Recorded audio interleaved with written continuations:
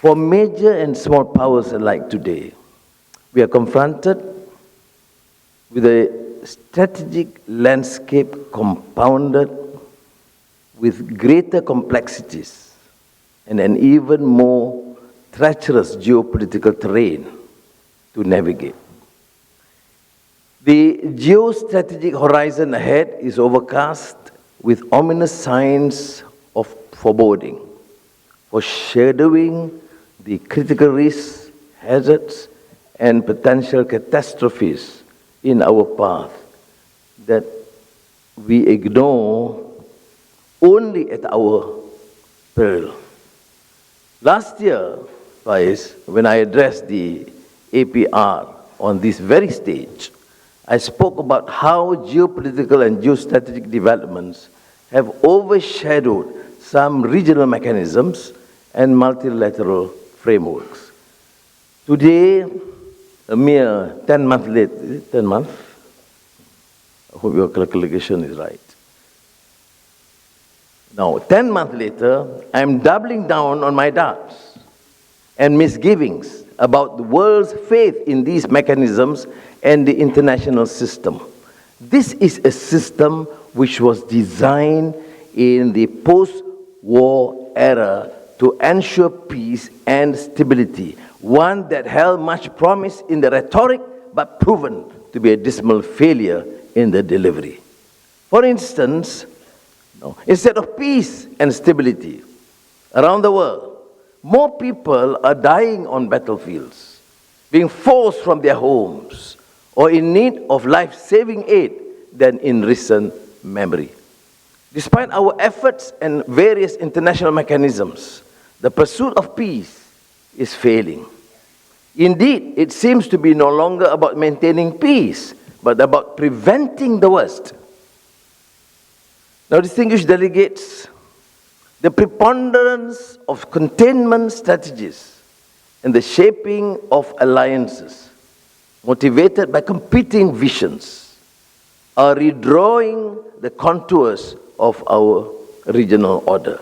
It is cultivating an attitude of utter abandonment of values of inclusivity,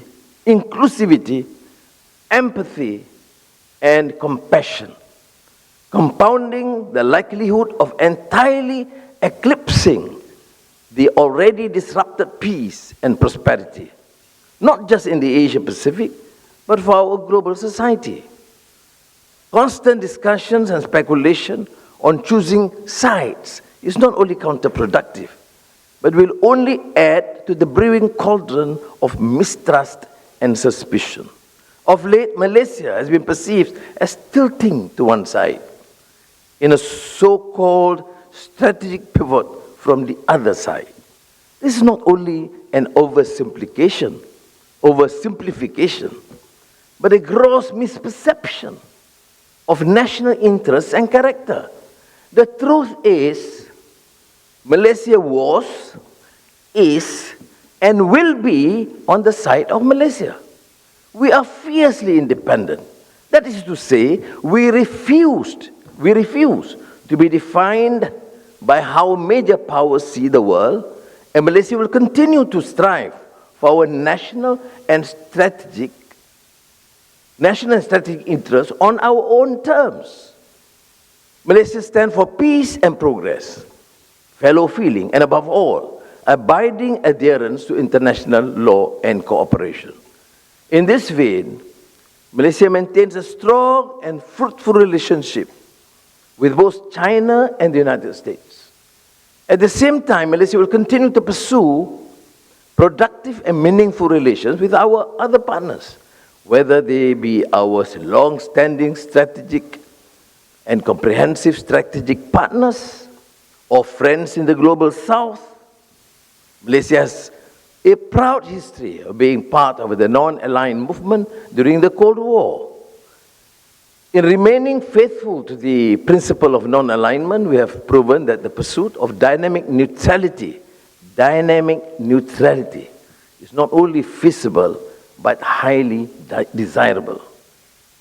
Speaking of the United States and China, I would be remiss if I did not mention that we mark respective milestones with both countries this year.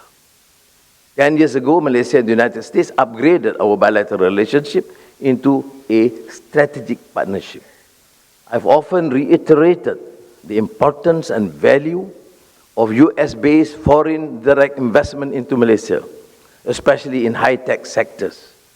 The functionality of the relationship is a testament to the enduring nature of our ties. This year, too, Malaysia celebrates the 50th anniversary of ties with China, our largest trading partner, a key investor and a close bilateral and multilateral partner. The progress that China has made in the past decade, especially the vast improvement in the quality of life of hundreds of millions of its people, is nothing short of spectacular. I look forward to a visit of my colleague, Premier Lee Chiang, to Kuala Lumpur in the next few weeks, or fortnight to be precise. While maintaining the balance between our relationship with key partners, it is an important part of Malaysia's approach to the world. There are situations that call for unhesitating and unequivocal intervention. I'm speaking here of war crimes, of flagrant atrocities committed in the killing fields under the pretext of self-defense or settler colonialism, which is nothing short of a systematic campaign of genocide to displace an entire population of indigenous population. Now, the Israeli occupation of Palestine is a scourge on our collective histories and the conduct of nations.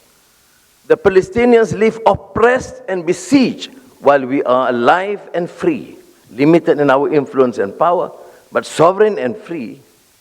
Malaysia is no major power, make no mistake. But we will use our freedom to support the Palestinians' fight for theirs. The humanitarian crisis we see today is not an abstract disaster. We cannot stand idly and allow this to be yet another chapter of mass killings and displacement that furnishes the historical volume of atrocities that have been committed, recognized, and then tragically but conveniently ignored. We have consistently voiced our concerns about the reluctance of the United States and the West to apply pressure on Israel. However, it is important to acknowledge positive developments.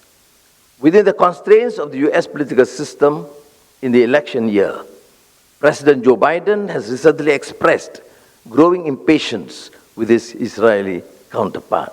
He has also begun to push for an acceptance of a proposal for a ceasefire in exchange for the release of hostages. We welcome these early signs of change in America's approach towards the conflict. We hope the United States will keep re-evaluating its approach and hasten an end to the killings and carnage.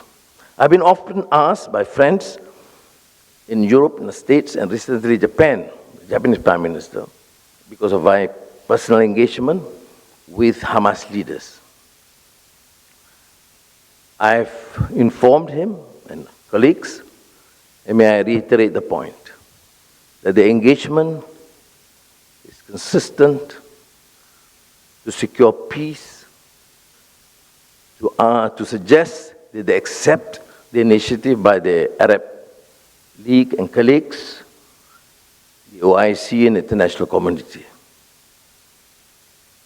And I am pleased to say that in my last meeting with them, in my recent communications, they seem to be more amenable to accepting these proposals for an amicable resolution, permanent ceasefire,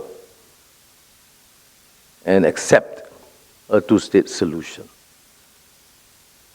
Not such in implicit terms, but by accepting the Arab League formulations.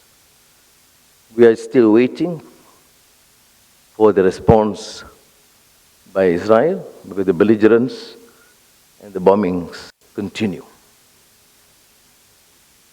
Ladies and gentlemen, the divergence between the global north and global south are no longer about development, but rather distinctly ideological, experiential, and perpetual. Opposing perspectives in geopolitics, global threats and challenges have created deep-seated friction between the two poles. In this interregnum, we no longer agree to disagree. Instead, we disagree, we can contradict, and we clash. These differences have transformed the global South from a mere term to one that defines the developing world, molding it into a strategic configuration of growing significance. The global South now represents not just the pursuit of prosperity, but the driver of an emerging global prosperity and growth. In the battle for inclusion, it represents the reclaiming of a voice not to be ignored in the international order. We see a reflection of this in the urgent call for restructuring the United Nations. Malaysia is steadfast in its view that a comprehensive reform and expansion of the United Nations Security Council is necessary and must ensure equitable and fair regional representation to reflect current realities. While the shortcomings of the United Nations will be our collective albatross to carry, the time is now to push for an inclusion and acknowledgement of diverse strategic contexts around the world. Indeed, there is precedence. Just last year, we witnessed the inclusion of the African Union into the G20, pointing to greater global South mobilization to come in a trajectory of transformation at a pace as yet unprecedented. We are cognizant of how global South narratives today have introspective and empowered undertones which resonate deeply with Malaysia. Ladies and gentlemen, 9 years into our community, ASEAN is in a position of strength to embrace the future with confidence and vigor. In the political realm, ASEAN has served the region well, being the primary forum for dialogue, diffusing disputes between countries, and ensuring regional stability. At the same time, as the region's default convening hub for diplomacy, ASEAN has become an indispensable part of adjusting to regional institutional fluxes. In the economic realm, ASEAN has emerged as a dynamic and rapidly evolving economic hub, resilient in the face of daunting challenges. Favorable demographics, industrialization, and urbanization trends, and technological advances, and now with energy transition, digital transformation, we will increasingly see ASEAN as an economic powerhouse by 2040. In these times of great uncertainty, it is imperative to redouble our efforts within ASEAN towards strengthening ASEAN to be the key platform for managing regional affairs. We need to move from mere rhetoric to concrete action and focus on seeking ways to deliver on its aspirations. It must start with addressing the underutilization of ASEAN's mechanisms. ASEAN Regional Forum, the ASEAN Plus meetings, and the East Asia Summit, which has been celebrated for its convening power in the past, but now appear to plod along by fact of existence. It should also be anchored on the fact that ASEAN's future development evolves alongside its member states, their national interests, and what we can collectively achieve together. Now, as Malaysia prepares for the chair in 2025, we will strive to lead with moral character, as stressed upon the principles of Malaysia Madani and the general ASEAN consensus. This entails a civil and inclusive approach that celebrates interconnectivity. In upholding the enduring principles of non-alignment and cooperation, the Madani ideals demonstrate that it is possible to act respectfully while being an active player in shaping our region. Indeed, for Malaysia, ASEAN is more than a pillar of our foreign policy. It's also a force multiplier, a valuable asset to exercise our agency. Now, a difficult challenge we must contend is with the crisis in Myanmar, given the scale, displacement, and fighting, the scale of death, displacement, and fighting. The message ASEAN should convey must come from a unified voice on the 5-point consensus. Failure to act when there is ample cause to believe that a member state is violating the spirit of the ASEAN Charter is a dereliction of our moral duty. Of course, ASEAN can only facilitate any efforts when the various parties in Myanmar are ready to do so. But this does not mean we should not try multi-pronged and more creative tracks. And under President Jokowi's initiative last year, we even gave this understanding that member states with somewhat better relations an opportunity to engage should continue to engage and establish a trio in Indonesia, Laos, and Malaysia to continue a more aggressive engagement within that 5-point consensus agreed upon by ASEAN leaders. Among the various stakeholders in Myanmar, there are the nascent beginnings of a long and difficult conversations of what the future of their country will look like. This includes the possibility of a federation-like system. While it is not our place to decide what is best for the people of Myanmar, it is incumbent on us, friends and neighbors, to help facilitate what and where we can. As a friend and brother Southeast Asian nation of Myanmar, it is in this spirit which I reiterate that Malaysia consistently calls for an end to an ongoing violence, an end to this history of political marginalization against all the peoples of Myanmar, and the adherence to the 5-point consensus which was jointly reached in Jakarta in 2021. We will work with other ASEAN member states and dialogue partners who have influence on Myanmar to push for peace, more effective humanitarian mechanisms, and the eventual political engagement of all relevant stakeholders in that country. Distinguished delegates, ladies and gentlemen, the challenges we are confronted with are indeed formidable and wouldn't be easy to overcome. And I wouldn't dial back on the apprehension of the dire consequences should we choose to ignore the writing on the wall. Yet the challenges are not insurmountable. Inasmuch it is crucial to remind ourselves that Southeast Asia and the Asia Pacific is a region that remains resilient despite it all.